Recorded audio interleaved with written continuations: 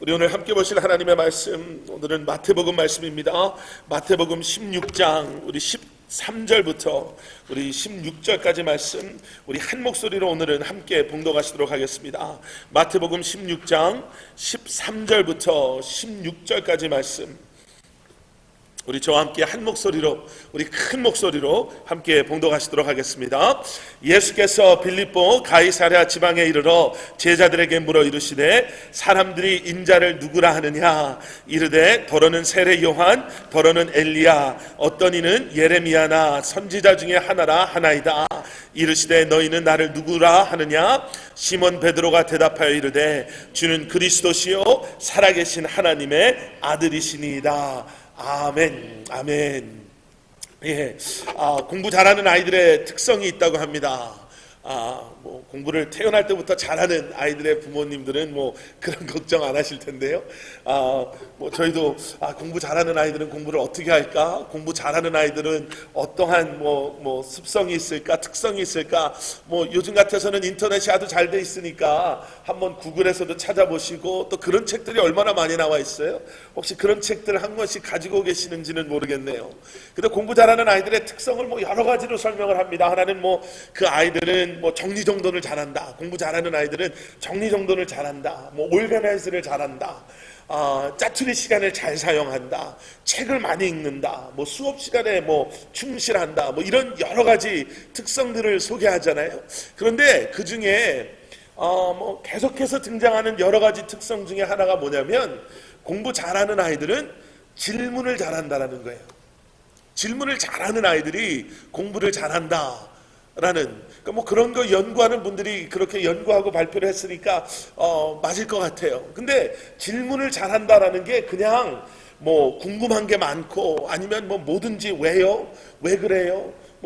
왜 그렇게 됐어요? 이런 질문, 그런 질문이 아니라, 질문을 잘하는 아이들의 질문은 질문 겉을 이렇게 겉돌지를 않고, 질문이 겉돌지를 않고 본질을 건드리는 질문을 한다라는 거예요. 그러면 똑똑한 애들이죠. 그 본질이 뭔지는 몰라도 그것에 근접하는, 가까이 가는 질문을 할 수 있을 정도의 수준이라면 똑똑한 거죠. 그런 애들은 공부 잘하죠. 예, 그런 아이들의 질문은요, 핵심과 정곡을 찌르는 질문을 한다. 가만히 보면요, 아이들 중에 질문을 많이 하는데 겉도는 애들이 있어요. 네, 질문의 핵심을 캐치를 못하고 그냥 겉도는 질문만 하는 아이들이 있는가 하면, 어떤 아이들은요, 질문을 하나를 해도 정말 질문을 하는 사람의 의도와 동기를 콕콕 집어내는 그러한 질문을 하는 사람이 있습니다. 제가 얼마 전에 한국의 이지성이라는 분이 쓴 한국 제목은 리딩으로 리드하라 라는 책이 있거든요. 영어 밑에 있는 걸 보니까 리딩이 우리가 읽다의 리딩이더라고요. 리딩으로 리드하라 라는 책을 읽었는데, 그 안에 소크라테스식 대화법이라는 것을 소개를 해요. 여러분, 소크라테스라는 정말 서양 철학의 아버지라고 하는 그러한 영향력 있는 철학가가 사실은 남긴 책이 한 권도 없습니다. 그의 제자 플라톤이라는 사람이 이제 그 쓴 책을 통해서 소크라테스의 철학에 대해서 우리가 보게 되는데요. 그러한 책 중에 하나가 플라톤의 대화법이라는 책이 있어요. 근데 그 안에 소크라테스의 그러한 대화, 소크라테스가 질문을 하는 그러한 내러티브를 가지고 그 책을 썼다라고 하면서 그 안에서 소크라테스식 대화법을 소개하는데, 그 소크라테스식 대화법은 결국은 뭐냐면, 그 본질을 향해서 다가가게 하는 질문들을 통해서 그 질문에 대한 대답을 하는 사람이 의식 중에나 무의식 중에나 자기의 마음의 동기를 보게 하는 질문법이 그런 질문법이라는 거예요. 소크라테스식 대화법, 질문법이라는 거죠. 나도 모르게 그 사람의 질문을 대답하다 보면 나도 몰랐던, 무의식 중에 내가 가지고 있었던 내 마음의 동기가 서서히 드러나는 것. 그러니까 질문의 겉만 도는 게 아니라 그 질문을 통해서 내 겉을 둘러싸고 있는 껍데기 같은 것들이 하나둘씩 벗겨지면서 결국에는 그 안에 본질이 드러난다라는 거지요. 그러면서 그 책 안에 이런 이야기를 소개해요. 스티븐 잡스라는 그 애플을 경영했던 그분이 돌아가시기 전에 그런 고백을 했다라는 거예요. 내가 만약에 소크라테스와 점심 식사 한 끼를 할 수 있다면 우리 회사가 가지고 있는 모든 기술을 그 점심 식사 한 번 할 수 있는 기회랑 바꾸겠다. 그렇게 고백한 거예요.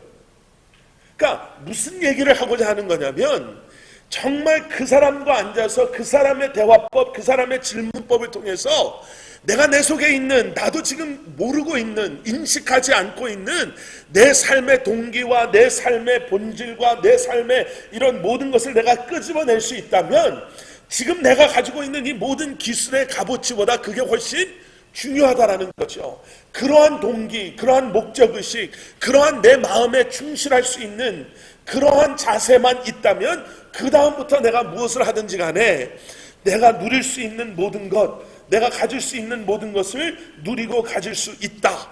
뭐 이런 고백이 아니겠어요? 여러분, 질문이, 그리고 그 질문을 통해서 우리의 그러한 본질을 볼 수 있다는 건 정말 대단한 겁니다. 그런데 그런 소크라테스보다, 공부 잘하는 그런 아이들이 던지는 질문보다 더 우리의 심장을 찌르는 질문을 하신 분이 예수님이세요. 여러분, 우리가 익숙해지는 게 참 좋은데 여러분, 신앙생활에서는 익숙해지는 게 꼭 좋은 거다라고 말할 수 없죠. 은혜에 익숙해져다 보면요, 우리가 넘해진다고 그러잖아요. 마치 마취 주사를 맞아서 감각을 잃어버리는 것처럼 이전에 그렇게 감사함이 넘치던 나의 삶이 어느 순간보다 익숙함이라는 그러한 하나님의 은혜를 가로막는, 어떻게 보면 또 다른 그러한 방해꾼에 의해서 마치 이것이 당연한 것처럼 마치 우리가 누리고 있는 이 모든 것이 정말 당연한 것처럼 생각될 때가 얼마나 많이 있는지 모릅니다. 오늘 본문 말씀에요, 예수님께서 굉장히 평범한 질문을 하나 제자들에게 던지세요. 너무나 잘 아시잖아요. 사람들이 나에 대해서 뭐라고 하더니 이 질문 하시는 거예요. 너네들이 다녀보면서 만나는 사람들, 너네들과 이렇게 이야기 나누는 사람들, 그 사람들이 나를 도대체 누구라 하느냐라고 물어보시는 거예요. 그럴듯한 대답들이 사람들에 의해서 고백되어졌고요, 제자들이 예수님께 그런 얘기를 해요. 예수님께서 하시는 그 놀라운 일들을 보고 세상 사람들은 예수님을 세례 요한이다, 아니면 엘리야다, 예레미야다, 아니면 선지자 중에 한 사람입니다, 이렇게 얘기하던데요 라고 얘기를 하는 거예요.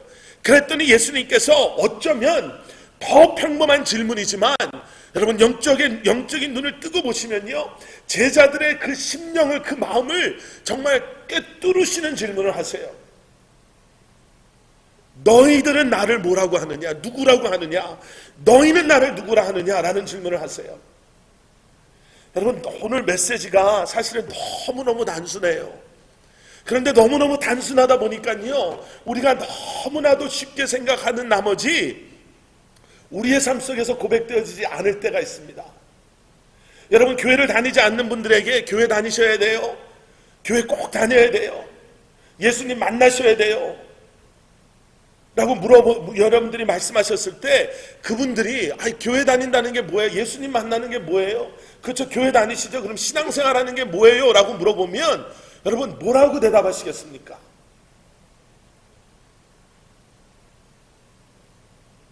크리스찬이라는 게 무엇을 의미합니까? 교회 다닌다라는 게 뭡니까? 신앙생활 한다는 게 뭡니까? 라고 물어봤을 때 여러분들의 대답은 무엇인지 한번 생각해 보셨으면 좋겠어요. 오늘 베드로의 고백 안에는요, 그 질문의 대답이 너무나도 분명하게 두 가지가 등장합니다. 여러분, 이 말씀을 들으시면서 그렇지, 나도 그렇게 생각했습니다, 목사님, 이렇게 고개가 끄덕여지시는 여러분들 되시기를 주님의 이름으로 축원합니다. 그 고백 두 가지가 뭐냐면요, 첫 번째 고백은 이거예요. 예수님은 나의 구원자이십니다. 여러분, 이 고백 없이는 우리는 교회 다니는 사람은 될 수 있지만 그리스도의 사람은 될 수가 없습니다. 기독교라는 종교를 내가 선택했다라고는 이야기할 수 있지만 나는 하나님의 사람으로 거듭난 하나님의 사람입니다 라는 고백은 절대로 할 수 없습니다. 베드로의 예수님의 너희는 나를 누구라고 하느냐라는 대답의 그 질문의 대답이요, 주는 그리스도시요 살아계신 하나님의 아들이십니다 라고 고백해요. 이 고백 안에 담겨져 있는 첫 번째 고백이 그리스도이십니다, 주님은 나의 구원자이십니다의 고백이에요. 여러분, 이 구원자이십니다의 고백이 왜 중요하냐면요, 그 고백을 하기 위해서는 내가 인정해야 되는 게 두 가지가 있어요. 그 첫 번째 인정해야 되는 것은 무엇이냐면 나는 구원이 필요한 존재입니다예요. 나는 구원자 되시는 주님께서 나를 구원해 주시지 않으면 나는 희망이 없고 소망이 없는, 대답이 없는 그러한 인생을 살아가고 있는 사람입니다 의 고백이에요. 요한복음 14장 6절에서 예수님께서 분명히 말씀하시죠. 예수님께서 뭐라고 말씀하시냐면 내가 곧 길이요 진리요 생명이니 나로 말미암지 않고서는 아버지에게로 올 자가 없다라고 말씀하세요. 예수님 외의 구원은 존재하지 않아요. 그렇기 때문에 여러분, 그것을 인정하지 않고 깨달지 못하는 사람은, 여러분, 예수님을 우리가 아무리 소개하려고 해도요, 구원을 필요로 하지 않는 사람은 구원자를 절대로 찾지 않아요. 세상에 많은 사람들이 구원자 되시는 예수 그리스도를 알려고 하는 것이 아니라 자신들이 가지고 있는 공허함, 자신들이 가지고 있는 그러한 정말 문제들, 자신의 힘으로 해결할 수 없는 것들, 삶의 목적, 삶의 이유, 삶의 만족, 이런 것들을 엉뚱한 데서 찾잖아요. 그러면서 그들이 이야기하는 게, 아니 교회 다니는 사람들, 구원받았다라고 하는 사람들 삶과 내 삶을 비교해 봤을 때 그들의 눈에는 자기의 삶이 훨씬 더 괜찮아 보이는 그러한 정말 거짓된 어리석음에서 벗어나지 못하면요, 여러분, 절대로 예수님 찾지 않습니다. 내가 내 힘을 차라리 믿지, 내가 돈을 믿지, 내가 이 건강한 내 육신을 믿지, 내가 내 열심과 노력을 믿지, 그렇게 말도 안 되는 소리를 내가 어떻게 믿습니까? 그런데 여러분, 현실은 무엇이냐면요, soon or later 우리는 우리의 힘으로 세상의 그 어느 것으로도 해결할 수 없는 문제에 꽉 막혀있는 그곳에 서 있는 우리를 발견할 수밖에 없다는 거예요. 죽음이라는 문제 앞에, 죄라는 문제 앞에 내가 아무리 열심히, 내가 아무리 건강하게, 이 땅의 과학이 아무리 발전이 된다 하더라도, 내가 아무리 열심히 산다 하더라도 내 열심이 더 이상 나를 끌고 갈 수 없는, 인간인 우리가 가질 수밖에 없는 그런 한계 속에서 내가 지금까지 주인 삼았던 세상의 모든 것이 아무것도, 그 모든 것도 나를 도와줄 수도 없고 나를 보호해 줄 수도 없고 나를 건져줄 수도 없는 그런 상황 속에서 과연 우리는 끝까지 우리의 그러한 교만함 속에서, 우리의 그러한 악함 속에서 세상의 것을 신뢰하며 세상의 것을 주인 삼는 삶을 살 수 있을까? 여러분, 무슨 억만장자가요, 지금 죽을 병에 걸려서 이제 오늘 내일 하고 있는데 어떤 사람이 그 병실을 불쑥 들어와서 내가 지금 당신이 가지고 있는 그 병을 내가 치료해 줄 수 있는, 깨끗하게 낫게 할 수 있는 그런 약이 있는데 나한테 100만 불만 주시면 내가 이 약을 드리겠습니다. 그러면 이 억만장자가 나한테 한 이틀만 주실래요? 내가 한번 생각해 보겠습니다. 그러겠어요?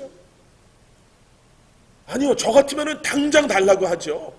100만 불이 아니라 당신이 가지고 있는 모든 돈 다 달라고 그래도 전 바꿀 것 같아요.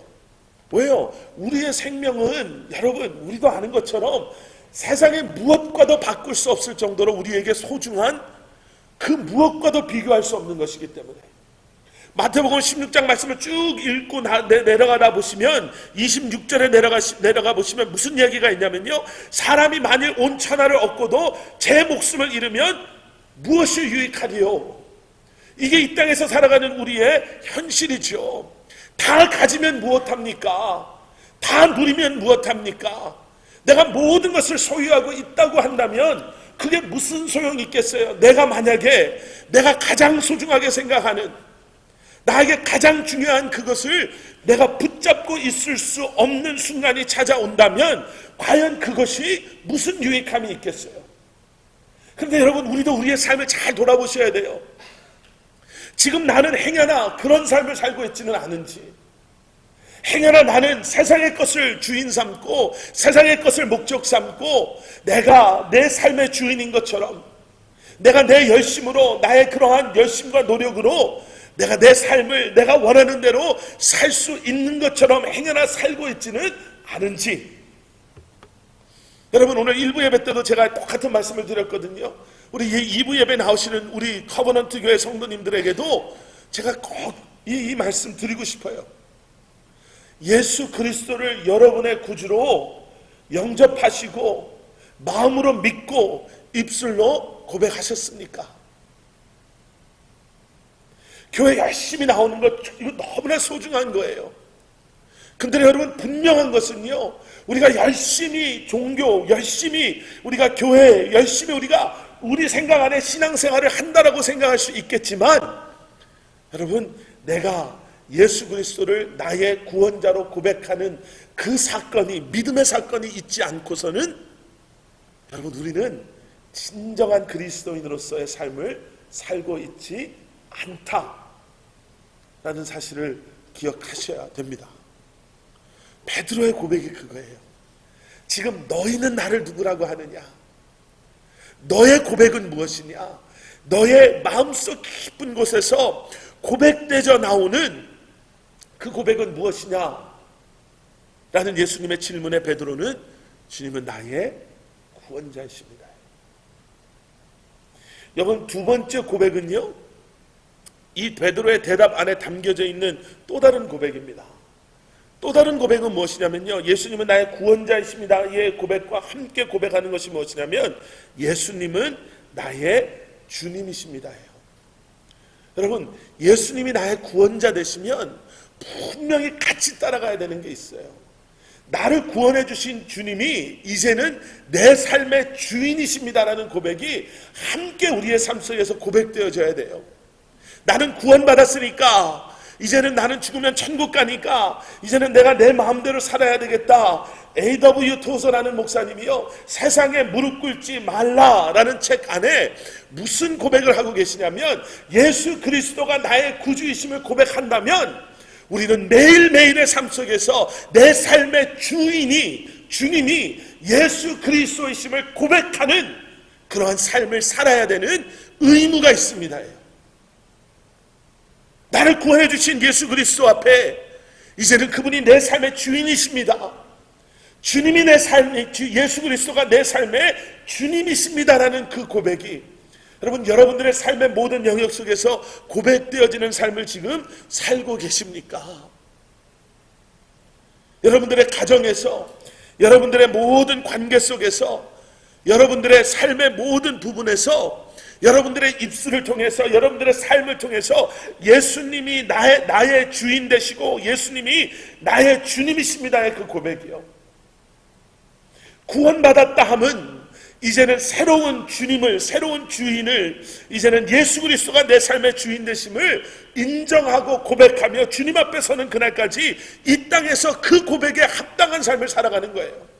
우리가 자녀를 양육할 때도 마찬가지고, 우리가 일을 하고 돈을 버는 것도 마찬가지고, 우리가 믿음의 형제 안에서의 관계 속에서도, 믿지 않는 이 땅의 사람들과의 관계 속에서도, 삶 속에서도, 여러분, 과연 우리의 삶을 통해서 우리의 그러한 모든 삶의 부분에 우리의 고백과 우리의 그러한 인정 속에서 과연 여러분들은 예수님의 주인 되심을 고백하고 계십니까? 미국의 잭 테일러 목사님이요, 찬양 중에 거하시는 하나님 이라는 책에서 이런 고백을 하세요. 예수님이 주님 되심을 고백하라.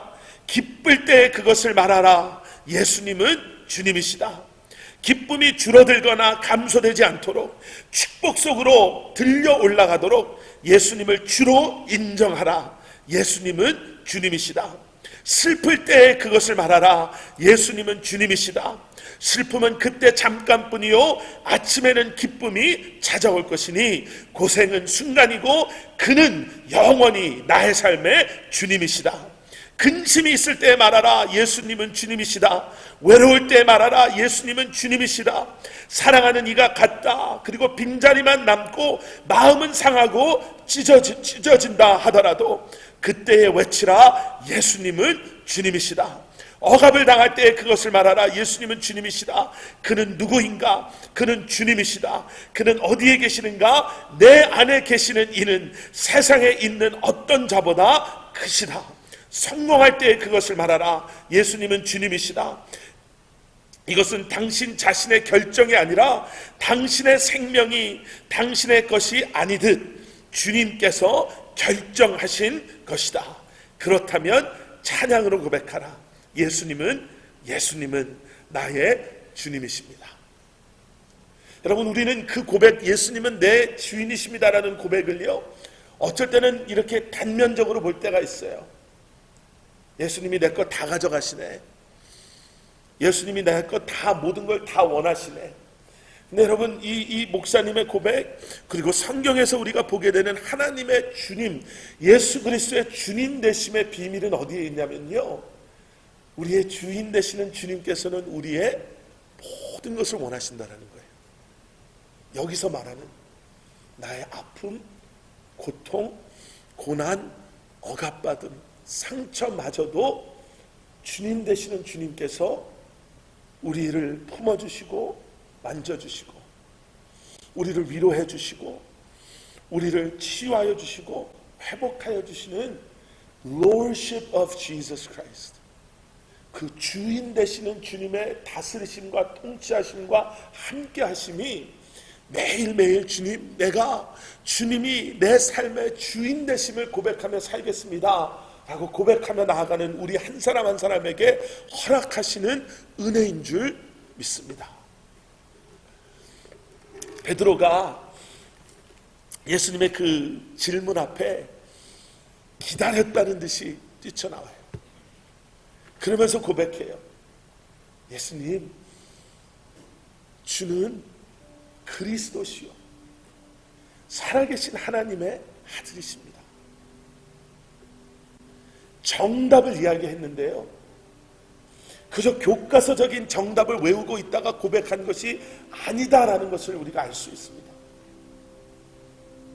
여러분들, 우리 삶 가운데요, 우리가 해야 될 수많은 일들이 있어요. 우리로 하여금 그리스도인임을 증명해 보일 수 있는 너무나 많은 것들이 우리 주변에 있어요. 그런데 이 모든 것이 이 두 가지의 고백 안에 세워져 나갈 때 우리는 정말 하나님께서 원하시는 그러한 하나님의 사람들로 이 땅에서 세움받고 세워져 나가고 살아갈 수 있게 되는 줄 믿습니다. 자, 마무리하겠습니다. 이렇게 마무리하겠습니다. 일어나십시오, 손을 드십시오, 눈을 감으십시오, 이런 거 안 할게요. 그런데 혹시 여기 계신 우리 성도님들 가운데도 정말 하나님의 은혜로 여기까지 오셨지만 아직 예수 그리스도가 내 삶의 구주 되심을 고백하지 못하신, 그 구원의 확신이 없으신, 예수님은 나의 구원자이십니다 고백이 없으신 분들은 여러분, 예수 그리스도의 사랑으로 다시 한번 주님의 사랑을 기억하시면서 다시 한번 주님은 나의 구원자이십니다의 고백이 여러분들의 삶 가운데 있으시기를 주님의 이름으로 부탁하고 축원합니다. 구원의 확신이 있는 여러분들에게 이렇게 권면합니다. 매일매일 여러분들의 삶 가운데 주님, 예수님이 내 삶의 주인이십니다. 내가 오늘 무엇을 하든지 간에 주님 되시는 주님의 마음에 합당한 삶을 살게 하시고 주님의 마음에 합당한 결정들을 하게 하여 주시고 나의 행함을 통해서, 나의 삶을 통해서, 나의 모든 것, 나의 모든 삶의 영역을 통해서 오직 예수 그리스도 한 분만이 내 삶의 주인이심을 고백하는 삶을 살게 하여 주시옵소서. 고백하실 수 있는, 다시 한번 결심하시고 결단하실 수 있는 여러분들 되실 수 있도록 주님의 이름으로 다시 한번 축원합니다.